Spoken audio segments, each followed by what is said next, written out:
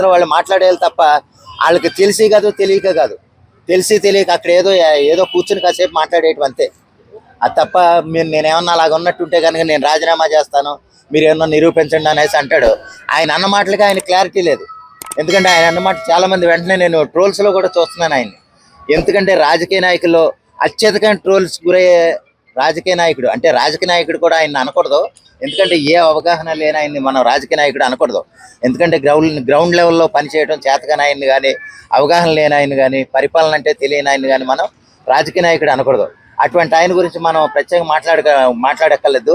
ఎందుకంటే ఆయన ఏమన్నాడో ఆయనకే తెలియదు కాబట్టి ఆయన గురించి ప్రత్యేకంగా ఆయన మాటలు మనం సీరియస్ గా తీసుకోవాల్సిన అవసరం అయితే అస్సలు లేదు. వాళ్ళు బాగా కష్టాలు పెడుతున్నారు, బాగా మా మీద కేసులు పెడుతున్నారు, మమ్మల్ని ఇబ్బంది పెడుతున్నారు అన్నట్టు జగన్మోహన్ రెడ్డి గారి దగ్గర చెప్పారంట. మరి అంత ఇబ్బంది పెడుతున్నారా సార్ టీడీపీ వాళ్ళు? అక్కడ ఇబ్బంది పెట్టడం జరగదండి. కానీ ఏంటంటే వాళ్ళ వైసీపీ పార్టీకి ఒక స్టాండ్ ఉంటుంది. ఆ స్టాండ్ ప్రకారం వాళ్ళు నడుచుకోవాలి. కాబట్టి మామూలుగా వెళ్తున్నా సరే ఇబ్బంది పెడుతున్నట్టే వాళ్ళు చెప్పాలి. ఎందుకంటే ఆ పార్టీ పరంగా వాళ్ళకున్న ఆదేశాలు అనుగుణంగా వాళ్ళు ఆ మాటలు మాట్లాడాలి. ఇబ్బంది పెట్టకపోయినా మమ్మల్ని దాడి చేస్తున్నారు, మమ్మల్ని చంపడానికి వస్తున్నారు, మమ్మల్ని కొట్టడానికి వస్తున్నారు అన్నట్టుగానే చెప్పాలి. ఎందుకంటే వాళ్ళ పార్టీకి స్టాండ్ ఉంటుంది. ఆ స్టాండ్ ప్రకారం వాళ్ళు నడుచుకోవాలి. ఇదిగో జగన్ గారు వస్తారు, మీరు అందరూ ఇలాగ అనండి, మీకు ఎన్నో సమస్యలు ఉన్నట్టు చెప్పండి. గ్రౌండ్ లెవెల్లో ఉన్నట్టుంటే కానీ గ్రౌండ్ లెవెల్లో ఉన్న కార్యకర్తలు ఆ మాటలు వినాలి. ఆ మాటలు విని తెలుగుదేశం వాళ్ళు ఎంత దారుణానికి ఒడిగడుతున్నారు అన్నట్టు వాళ్ళకి తెలియజేసేలాగా జగన్ గారి మాటలు ఉండాలి అన్న విధంగా వాళ్ళు ప్రీ ప్లాన్డ్గా ఉంటుంది. అది ఆ పార్టీకి ఉన్న స్టాండ్ ప్రకారం వాళ్ళు నడుచుకుంటారు కాబట్టి అది మనం పెద్ద సీరియస్గా తీసుకోవాల్సిన అవసరం లేదు. ఎవరు తెలుగుదేశం వాళ్ళు. అలాగే సార్, ఓదార్పు యాత్ర మళ్ళీ మొదలు పెడతాను, ఏలూరు నుంచే మొదలు పెడతాను అని కూడా జగన్మోహన్ రెడ్డి గారు అన్నారని చెప్పేసి ఆ కార్యకర్తలు అంటున్నారు. మళ్ళీ యాత్ర మొదలు పెట్టే అవకాశం ఈయనకి ఇస్తారా జగన్మోహన్ రెడ్డి గారికి?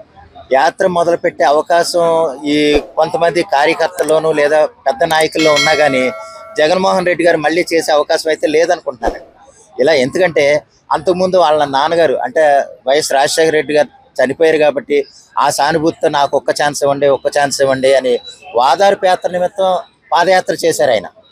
అది దానికి కొంతమంది సానుభూతి పరులు ఒక్క అవకాశం కింద ఆయనకు అవకాశం ఇచ్చారు. మంచి అనూహ్యమైన గెలుపు ఇచ్చి ఆయన్ని ముఖ్యమంత్రి పీఠంలో కూర్చోబెట్టారు. అయితే ఏంటంటే అది ప్రతి సందర్భంలోనూ అది జరగదు. ఎందుకంటే ఆయన ఇచ్చిన 5 సంవత్సరాల్లో ఆయన ఏం చేశారో ప్రజలందరూ గమనించారు. ఆ 151 సీట్లు ఇచ్చిన స్థానాన్ని కేవలం 11 స్థానాలకి మార్చి ప్రజలు మంచి తీర్పు అంటే కేవలం 5 సంవత్సరాల్లోనే వెంటనే ఆ గుణపాఠం చెప్పి మరి ఆయన కింద కూర్చోబెట్టారు. అటువంటిప్పుడు మళ్ళీ పాదయాత్ర చేసేస్తాను 2029లో నేనే వచ్చేస్తానంటే అది ఏదో ఆ పార్టీ కార్డుని బలంగా నిలబెట్టాలి కాబట్టి తప్ప అంతకుమించి ఉపయోగం లేదనేది నా ఉద్దేశం అండి.